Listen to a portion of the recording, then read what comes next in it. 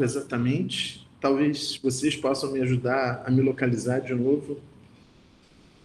Pior que agora todos os documentos que eu tinha aberto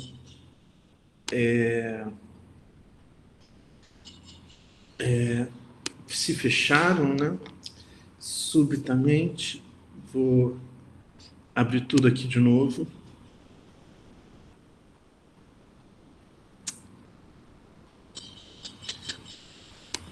Espera lá. Ok, o documento 1 foi recuperado.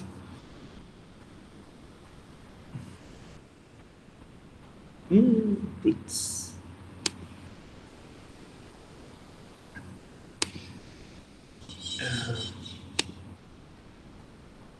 Instante só, pessoal.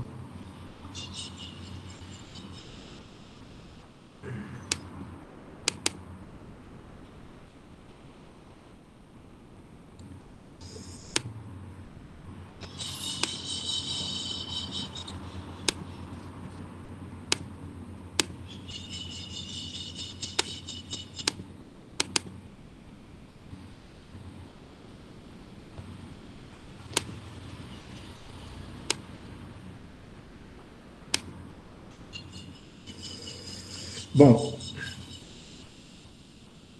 vou ter que abrir aqui um novo documento, Word, porque aquele sumiu.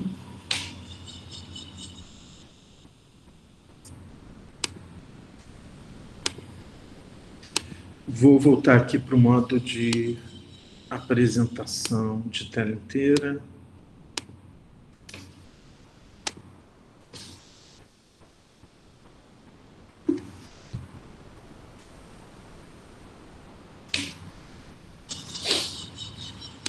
Então, eu acho que eu estava nesse ponto aqui, né?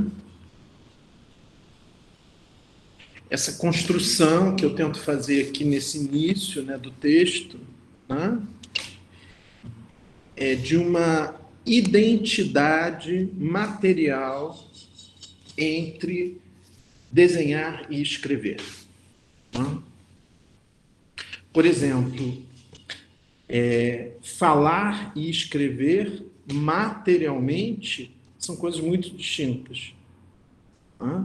Porque o suporte da fala é a voz, no caso da linguagem falada, né? Por exemplo, no caso da linguagem dos gestos, o suporte são as mãos, né? O corpo, né? Mas no caso da língua falada, o suporte é a voz, né? E no caso da escrita, é um suporte totalmente diferente, né? Então, mesmo que eu acho, por exemplo, que a escrita tem mais a ver com a fala do que com o desenho, materialmente, a escrita tem mais a ver com o desenho do que com a fala. Né? Então, tudo depende de onde a gente se coloca para abordar as coisas. Né? Então, eu tenho que partir primeiro de um esclarecimento do que é a grafia, né? Para poder entender o que é a cosmografia, né? Do Nelson Félix. Tem que construir um conceito de grafia para depois poder construir um conceito de cosmografia. Né? A condição fundamental para a construção desse conceito de cosmografia é o conceito de grafia. Depois a gente vai ver o cosmos, tá? Por enquanto, a gente adia isso. E aí, eu dou dois exemplos, né? Antes de partir para os desenhos do Nelson Félix, eu dou dois exemplos dessa indistinção entre desenho e escrita, dois exemplos, vamos dizer assim, históricos, né? Que são os hieróglifos egípcios e depois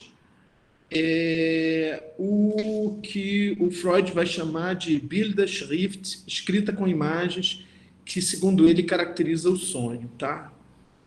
Então, Existem, então, por exemplo, existem escritas chamadas de ideogramáticas, né? Como, por exemplo, a escrita chinesa, né? Da qual os japoneses se serviram, embora o chinês e o japonês sejam línguas radicalmente distintas, né? O chinês é uma língua tonal, o japonês é uma língua aglutinante.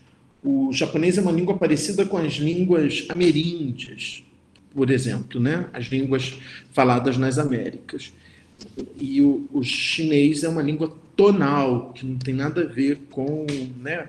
O chinês é uma língua com palavras monossilábicas, todas as palavras são monossilábicas, né? E essas palavras, o significado delas depende do tom que eu pronuncio esses monossílabos, né? E não só o chinês, né? Eu acho que o vietnamita também é uma língua tonal, né? Já os japoneses, não, é uma língua, às vezes, com palavras bem grandes, como Mitsubishi, como...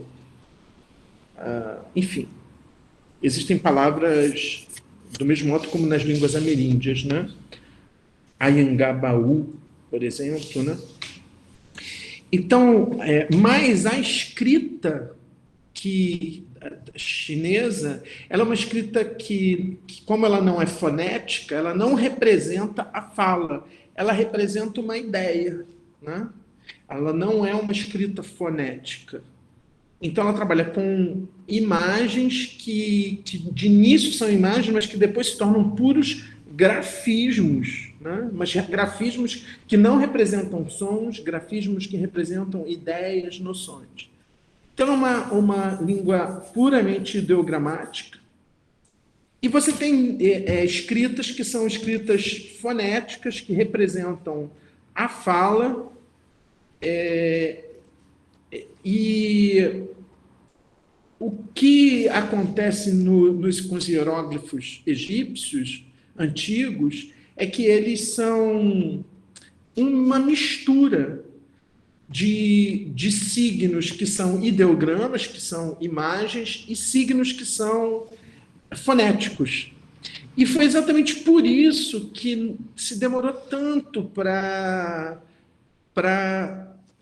acontecer a decifração dos hieróglifos, né? Os hieróglifos, a partir de um determinado momento, eles deixam de ser entendidos já na antiguidade, né? Já no mundo antigo, né? E depois eles só voltam a ser, eles são completamente decifrados pelo Jean-François Champollion em 1822. Por quê? Graças à descoberta da Pedra de Roseta, em 1799, que é uma pedra em que o mesmo texto está escrito em 3 línguas, e uma delas é o hieróglifo, as outras 2 línguas eram línguas conhecidas, então, no comparativo, se entendeu finalmente como é que o hieróglifo funcionava. Então, os hieróglifos, os desenhos do Nelson, eles têm uma estrutura semelhante à dos hieróglifos, ou seja, eles misturam escritas fonéticas, escritas de palavras, com imagens, né? Então, eles trazem de novo essa indiscernibilidade entre desenho e escrita, como uma coisa que não se separa, que não é descontínua, mas como se fosse jogá-las no mesmo nível. E, nesse sentido, uma palavra ela é uma imagem, né? E ela é uma imagem escrita, e uma imagem é uma escrita também, né? E o Freud, quando ele, não muito, quer dizer, uns 80 anos, um pouco menos de 80 anos depois do Champollion, quando ele começa esse projeto de decifrar os sonhos, né, que vai resultar nesse livro, que é um dos maiores livros da história da humanidade, que é a Interpretação dos Sonhos, né?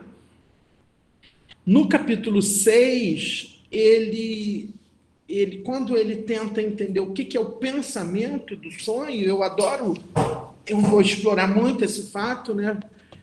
que o Freud chama de pensamento do sonho é muito semelhante ao que o Nelson chama de pensamento da obra, né?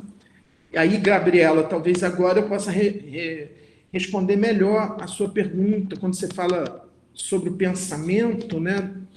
Para o Nelson não existe o pensamento dele, existe o pensamento da obra.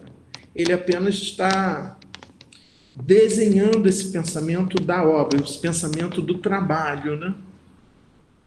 Então, o Freud, ele vai dizer que todo sonho tem um pensamento e que o sonho é a tradução desse pensamento através disso que ele chama de Bilderschrift.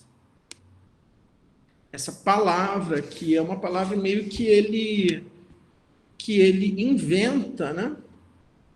Que o próprio Freud inventa para dar conta do sonho, né? Que é uma Bilderschrift, que a gente pode traduzir literalmente como uma escrita com imagens, né? Então, essa escrita com imagens, essa escrita com imagem, através da qual um pensamento se expressa, né, é exatamente isso que caracteriza os desenhos do Nelson, né? Os desenhos do Nelson são uma escrita com imagens, uma escrita que usa palavras, imagens e traços indistintamente, né? Exatamente como acontece no sonho. Então, o Freud vai mostrar que no sonho aparecem palavras, aparecem imagens, aparecem traços, aparecem coisas sem sentido, né? E essas coisas eles vão se compondo, né? Do mesmo modo como nos desenhos do Nelson, isso vai se compondo. E através dessa composição entre imagens e palavras, né? Desenhos e letras, um pensamento se expressa, né? Então, eu começo a interpretar os desenhos do Nelson um pouco como os sonhos, como Freud interpreta os sonhos, né? Então, é isso que o Freud vai chamar de rebus. Rebus é quando você mistura palavras com imagens, né? Normalmente isso é uma coisa que é inventada, né? É uma coisa que é praticada já desde o Renascimento, que é um modo de você criar enigmas, né? E aí, por exemplo, acho que isso também se aproxima da tua questão, Marco Antônio, porque, na verdade, o que eu estava tentando dizer é como se, por exemplo, a obra de arte era um pseudo-enigma, né? Porque ele só é um enigma se eu me coloco nessa posição da busca do significado, né? Enquanto que não é disso que se trata por artista, né? Não é dar um significado. Eu acho que é muito mais dar uma experiência, né? Do que um significado, né? Então, o Freud ele vai dizer que o sonho ele tem a forma do rebus, né? Ele trabalha indistintamente com imagens e palavras, né? Com desenhos e letras, né? E é através disso que o Freud vai dizer que isso pensa, né? Que essa é uma expressão do Freud, né? Que não somos nós que pensamos, né? Isso pensa, né? Então, um pouco, eu acho que no trabalho também isso pensa, né? O trabalho do Nelson, nos desenhos do Nelson, isso pensa, né? Eu acho que eu tenho que entender uma certa indiscernibilidade entre desenho e escrita, né? Para poder entender o trabalho, para entender o trabalho do Nelson. Não só o trabalho do Nelson, né? Eu acho que isso é uma chave de compreensão da arte, né? Eu poderia... Agora, no caso do trabalho do Nelson, isso é muito patente, isso é muito operante o tempo todo, né? Sei lá, por exemplo, eu poderia falar da Mira Schendel, né? Que é uma artista sobre a qual um orientando meu, que foi me orientando na UF, né, defendeu uma dissertação no mestrado da UF sobre a Mira Schendel, onde ele se utilizava do Lacan, de conceito significante, letra, mas também do Agamben, para falar do trabalho da Mira Schendel, né, que é uma outra artista brasileira, uma grande artista, né, e que, na verdade, acho que nasceu na Suíça, né, mas, enfim, veio muito jovem para o Brasil. E, enfim, no caso do Nelson, é muito patente isso. Acho quase como um artista que o trabalho dele tematiza muito isso, né? Artisticamente, né? Não filosoficamente, né? Tematiza isso com os próprios trabalhos dele, né? Então, eu parto desse sentido, né?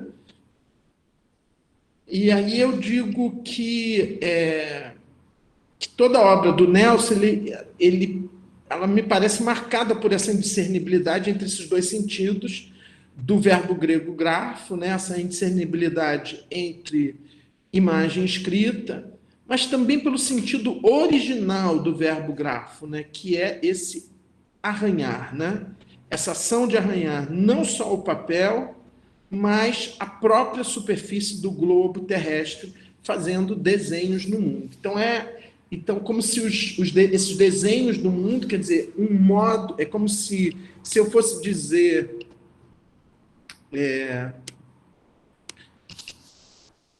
desenho, ai meu Deus, olha, isso tudo só porque o negócio, ele agora está dando esse, ele está dizendo isso aqui, ó, assinatura necessária para editar e salvar. Eu vou ter que ligar e desligar para isso. Está dando esse erro agora, tá vendo? E aí eu não consigo usar o Word. Tecnologia é uma coisa que me irrita profundamente. Então não consigo escrever. Será que eu posso escrever em outro lugar? Tem um aplicativo do Mac para texto, não tem?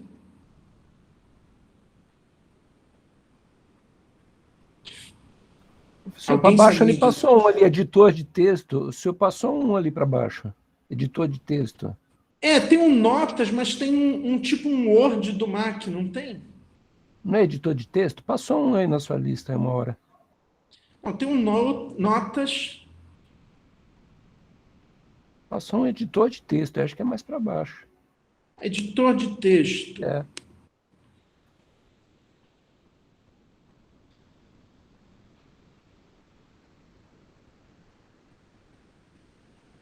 Tá vendo? Não sei o que é. Para lá, novo documento. Deixa eu ver. Bom, vamos ver. Se eu consigo trabalhar com isso aqui.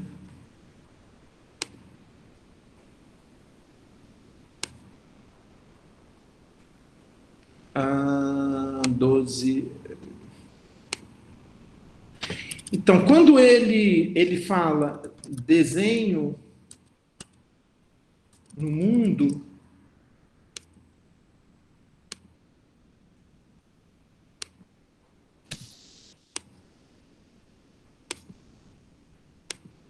quando ele fala desenho no mundo, né? Ele dá esse título a um desses trabalhos que fazem parte do Berceuse.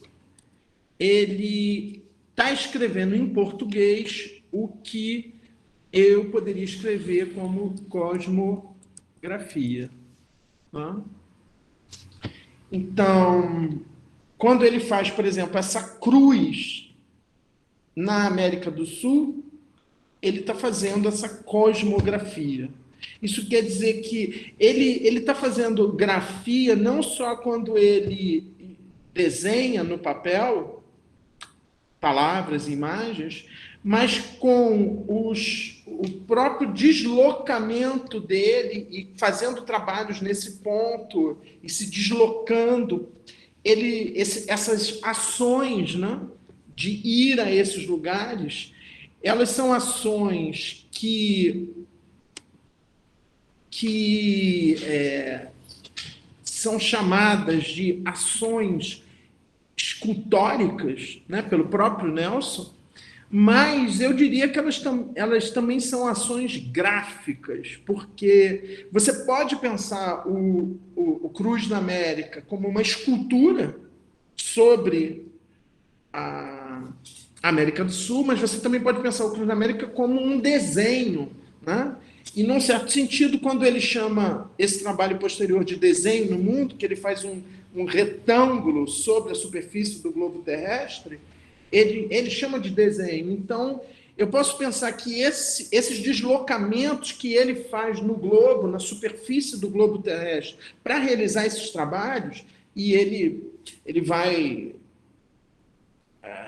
vai à Austrália, ele vai à China, ele vai ao Caribe, ele vai à Islândia, ele vai a Ushuaia, ele vai a Anchorage, no Alasca, né? Ele vai a Paris. Quer dizer, esses deslocamentos é como se ele estivesse traçando um desenho na superfície.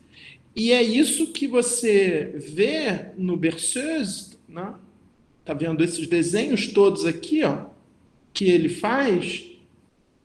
Tá vendo? Ele faz com essas ações, então ele se desloca para fazer um trabalho num ponto, deixa lá, marca, aí faz uma outra coisa aqui. Às vezes é um trabalho que nem fica nada lá. Ele vai lá e bate uma foto, né? Como ele faz no Camiri, por exemplo, né? Que ele vai lá até Camiri, essa cidade na Bolívia, vira na direção de Vitória, do Museu da Vale do Rio Doce, e tira uma foto. E depois, em Vitória, ele mira na direção e tira uma foto. Ou então, lá no Cruz na América, né, ele vai para o deserto do Atacama e ele tira 6 fotos naquele ponto, né, definido por GPS. Então, essas ações que ele faz para desenvolver esses trabalhos, nessas ações ele faz um traçado, né? Então, ele faz uma cosmografia, né?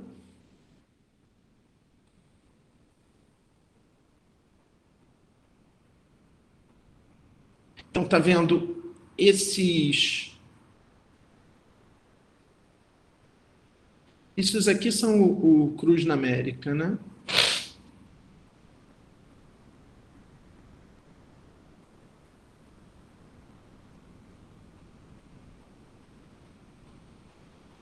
Está vendo? Aqui ele está... Então, esse desenho, por exemplo, que ele faz em cima dessas fotos, né? Isso aqui é em Camiri, isso aqui já é na Islândia. Então, ele vai traçando essas grafias, né? Tá vendo? Aqui você tem o próprio globo, você tem os paralelos, você tem a inclinação, tá vendo? E isso tudo nós podemos chamar também de ações gráficas, né?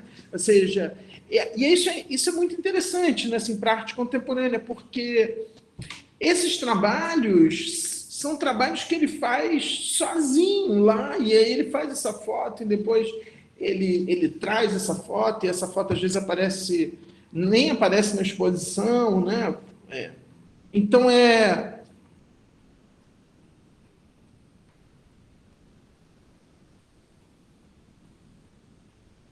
ou então ele faz objetos e abandona esses objetos em determinados lugares, né?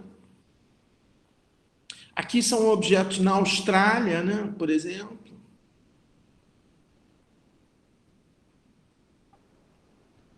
Tá vendo? Então, esse retângulo no mundo que ele faz, né? Depois ele faz um retângulo em Portugal, né? Ele faz trabalhos em 4 pontos do território de Portugal, né? Esses desenhos que ele vai fazendo na superfície do globo terrestre, isso seria para mim, então, essa cosmografia, né? Não uma cosmologia, não a construção de um discurso sobre o cosmos, mas uma escrita sobre o cosmos, né? Sim, Marco Antônio. Na minha pergunta seria assim, por que a palavra cosmo, né? E não uma palavra, sei lá, geografia, talvez, alguma coisa que... Desculpe, porque a palavra cosmo é que está muito baixo o seu som. Ah, pera lá, Tá, agora eu... vou tentar falar Diga. mais perto do Não, é microfone. que o meu som é que estava baixo, eu vi Ah, aqui tá. agora. Tranquilo. Não, a dúvida foi essa palavra cosmo, né? Por que não, talvez, uma geografia, alguma coisa de uma escrita na Terra, Então, a palavra geografia, existe uma estudiosa da obra do Nelson, que inclusive aqui tem até um texto dela no site, quer ver?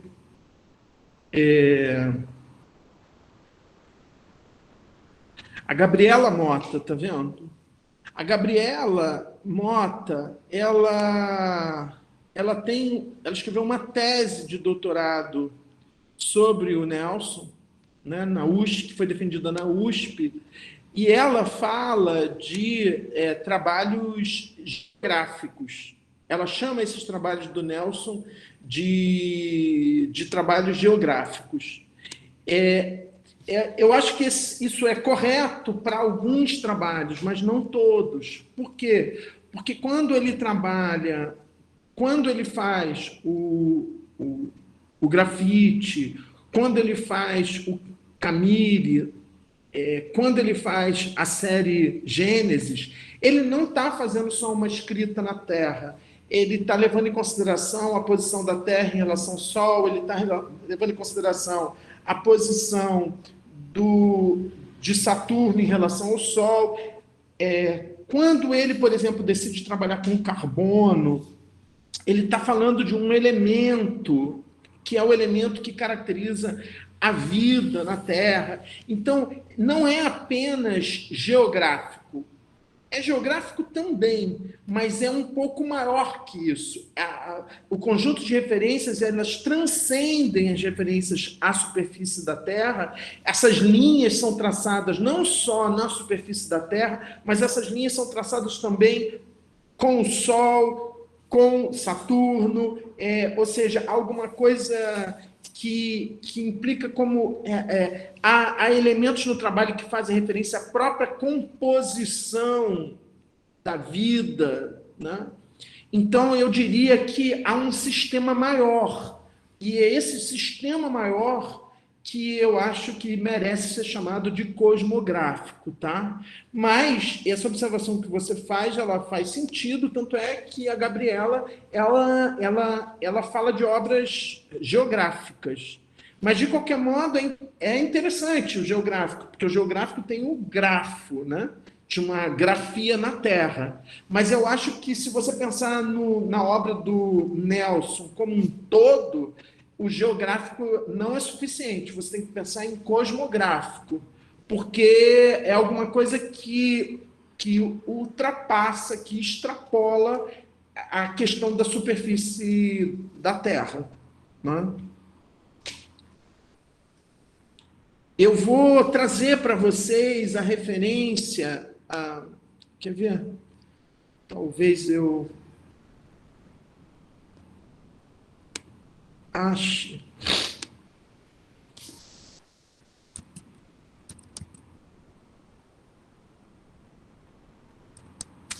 Tá aqui, ó. Não. Ó. Eu vou até colocar aqui.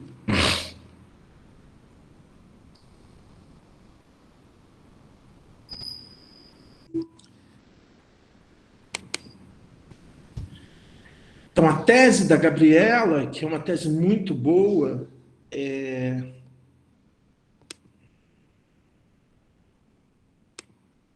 se chama Como um Só Trabalho, e que ela escreve como uma palavra só, sobre os projetos de escala geográfica de Nelson Félix. Está vendo? É uma tese de doutorado, defendida na USP em 2015, né?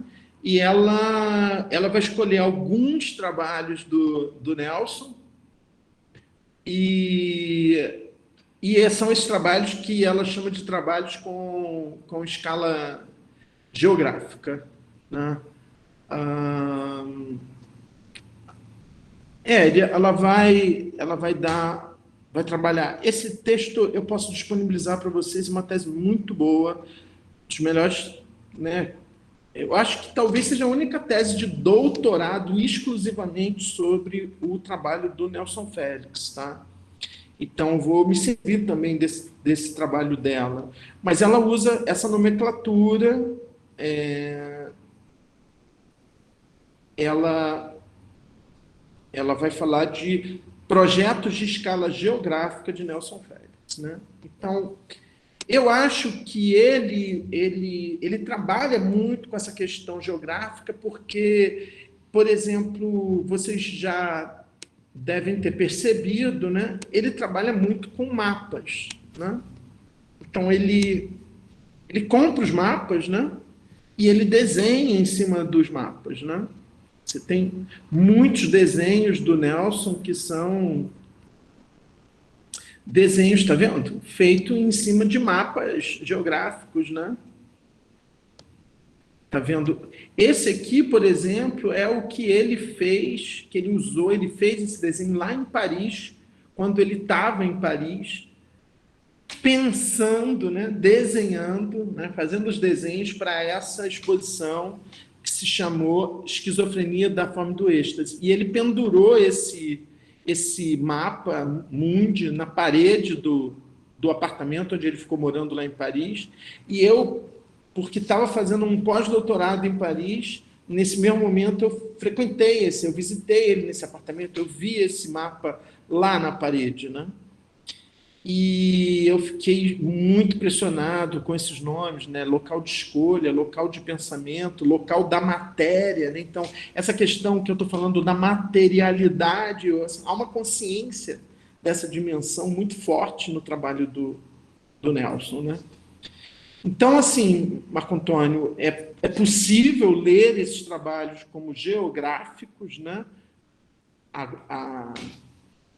A Gabriela faz isso, mas eu acho que, se eu for levar em consideração o trabalho do Nelson como um todo, eu diria que eles são cosmográficos, né? Porque não é só a questão do mapa, não é só a questão da superfície. Existe uma tematização, e é por isso que a gente vai ter que avançar bastante, por exemplo. Existe uma tematização de noções como tempo, espaço, vazio, que são noções que você vai ver o primeiro desdobramento dessas noções no Timeu de Platão, na física de Aristóteles, entende? Tem noções como vazio, espaço, tempo. Então, é toda uma... Aí eu não vou dizer, não é toda uma cosmologia, mas é toda uma cosmografia, né? Então, por exemplo, os trabalhos do Cruz na América, né?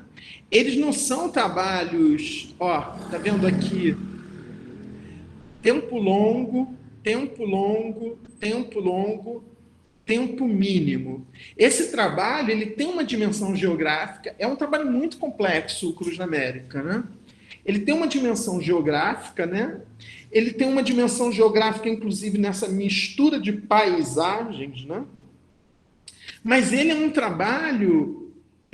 então, ele tem uma dimensão espacial, geográfica, mas ele também é um trabalho que tem uma dimensão, ele é uma tematização do tempo, né?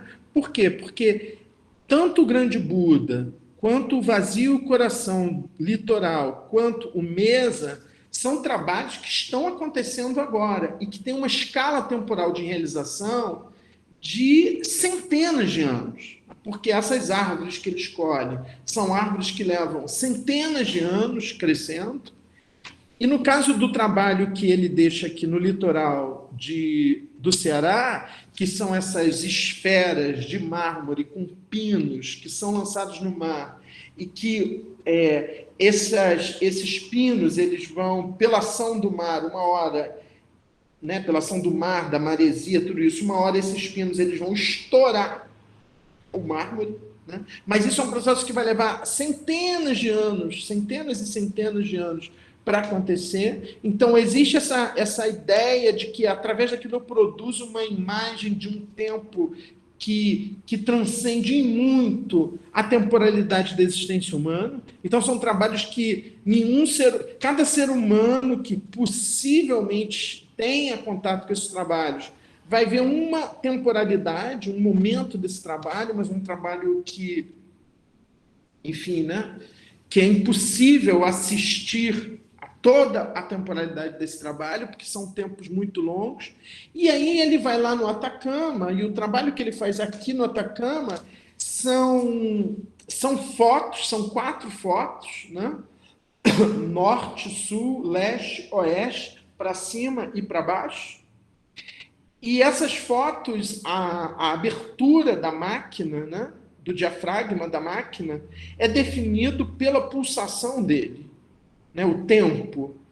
E esse trabalho ele também fala da temporalidade, mas é uma temporalidade oposta, a temporalidade do instante.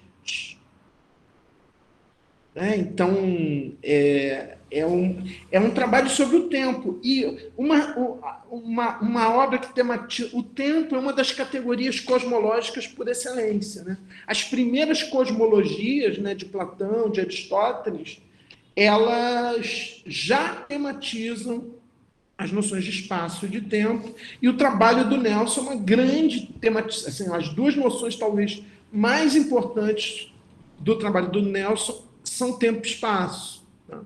Mas não só. Então, você tem vários outros trabalhos que também tematizam a questão do tempo. Então, por exemplo, a série Gênesis, né, que é um trabalho que leva 27 anos, ou 28 anos, enfim, para ser realizado. Né? Então, eu diria que a obra do Nelson é uma obra mais que geográfica, cosmográfica, tá? É uma obra que também tematiza os corpos, né? Ela tem uma dimensão fisiológica, ela tem uma dimensão onde ela se relaciona com a medicina, né?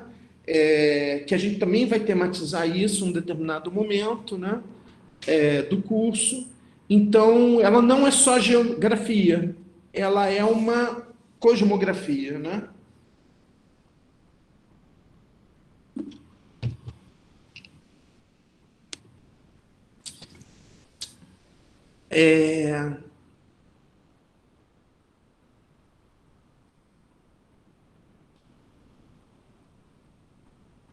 Então,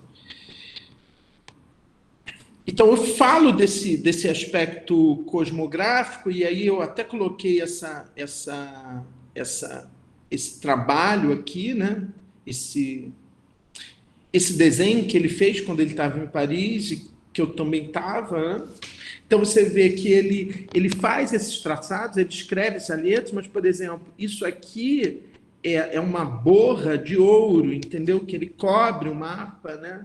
Então tem uma materialidade, né? Então o mapa é um suporte para a construção desse desenho, né? Na verdade, isso aqui é o corpo dele deitado em cima do mapa, né? Que deixa essa marca. Então tem a corporalidade também, né? Que dentro desse cosmos também existem os corpos animais, né? Vegetais, né? Porque ele também vai trabalhar com vegetais. Ele, a partir de um determinado momento, ele começa a trabalhar com cactos, com dormideira, né? Então, todos os aspectos do cosmos aparecem no trabalho dele, né? Então, eu faço esse paralelo entre esse pensamento gráfico, né,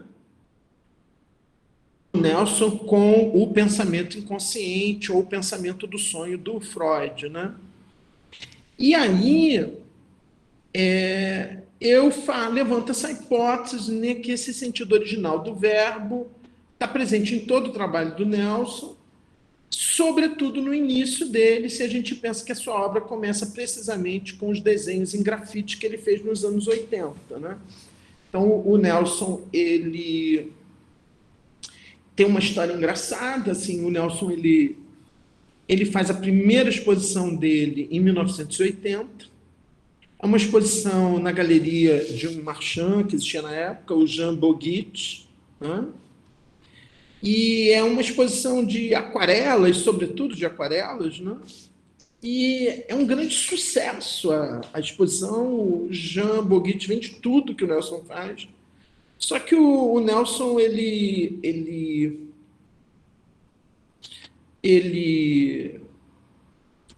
fica com uma impressão de que não é isso que ele está procurando, que ele está na direção errada, e aí ele decide, como ele mesmo diz, zerar o velocímetro, né? E ele começa de novo, né?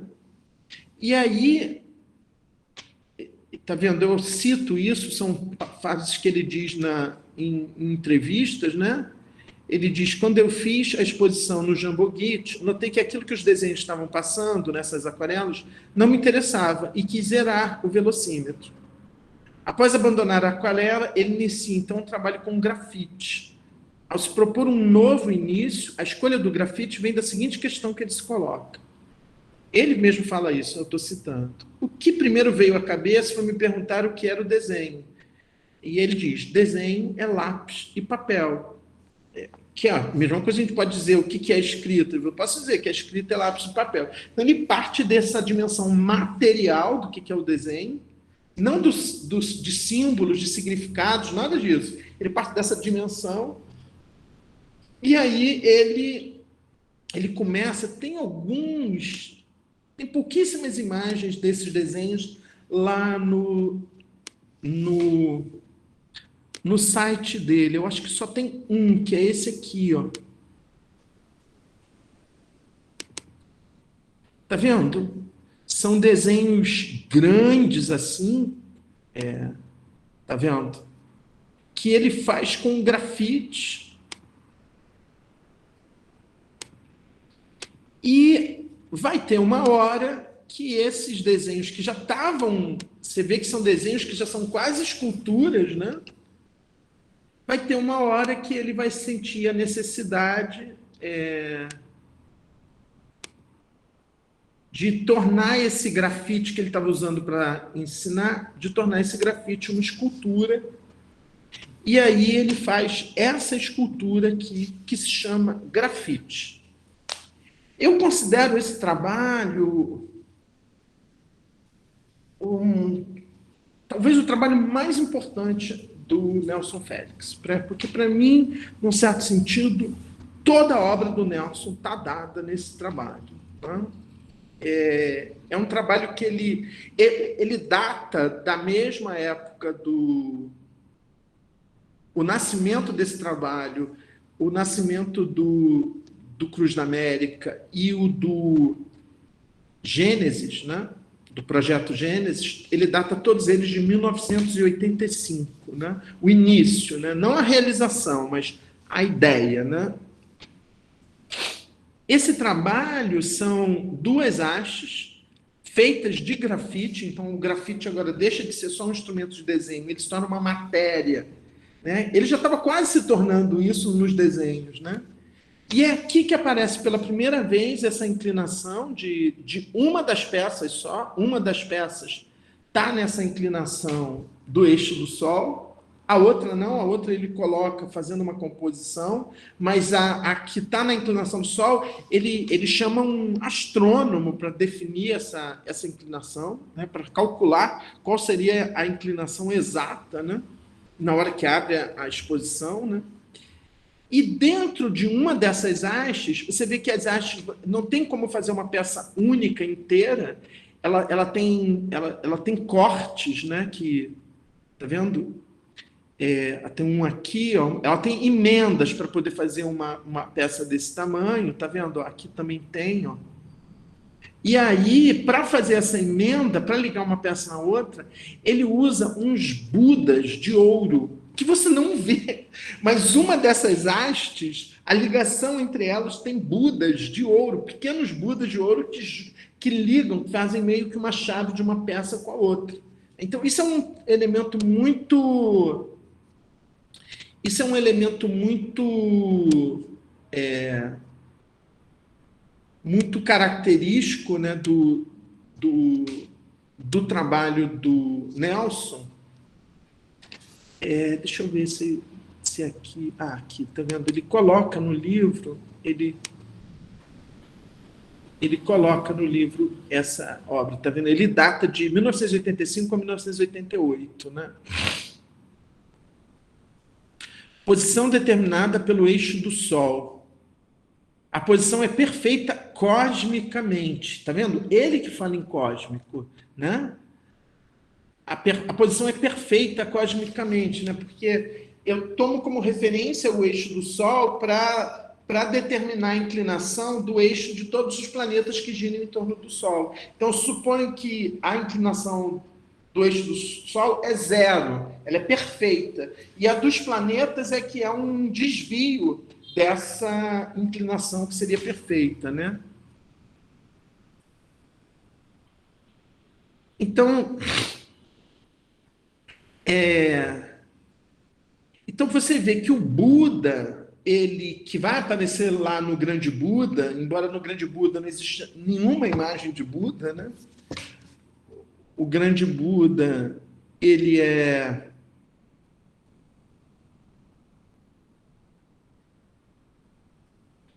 isso aqui, né? O Grande Buda é uma árvore que vive, sei lá, 1000 anos. Esse aqui é um filhote dela, né? Cercada por essas garras de aço, que com o tempo ela vai crescer e aí supostamente essas garras vão ficar dentro dela. E eu nem vou ver mais essas garras, né? O tronco dela abre, cresce muito, né?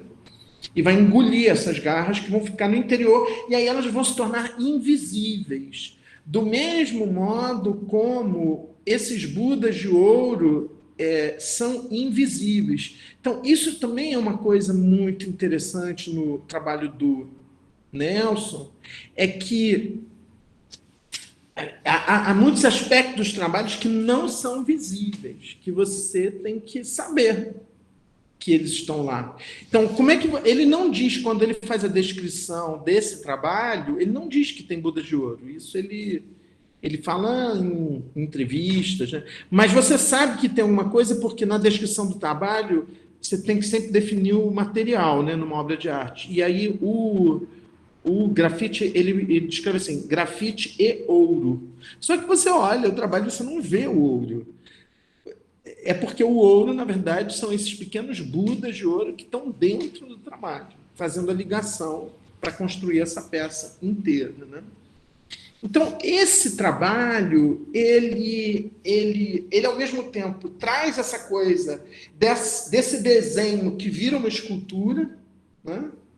Desse desenho escrita que vira um objeto, né? O grafite deixa de ser simplesmente um instrumento, né? Ele tem uma materialidade, né? Que uma hora ele vira uma escultura, mas quando ele vira uma escultura, ele já traz essa referência cósmica, que é essa referência.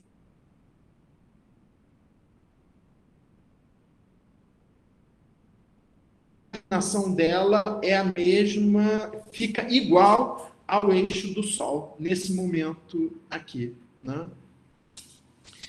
Então, o fato de que ela se chame grafite, e ela seja feita de grafite, e que isso tem a ver com esse verbo grafo, para mim aí é o início mesmo do trabalho dele, porque aí, a partir daí, ele vai construir esse cosmos inteiro, essa cosmografia inteira, mas essa cosmografia começa com o grafite, porque o grafite já é cósmico.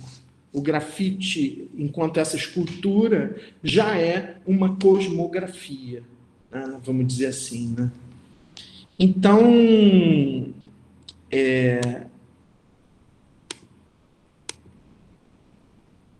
eu vou, da próxima vez, partir do grafite para avançar a partir do grafite.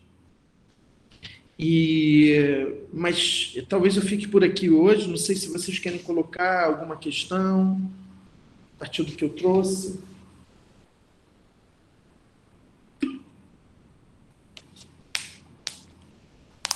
Não? Bom, então eu acho que a gente pode terminar por aqui. E eu vou começar a trazer mais material para a próxima vez. E eu vou postar as aulas, mesmo com a imagem ruim da aula passada, lá no Google Classroom. E é isso. Ok? Então, por hoje é só. Obrigada, professor. Obrigado, professor. Bom final de semana. Obrigada, professor. Boa tarde. Obrigado, obrigado vocês. Até a semana que vem.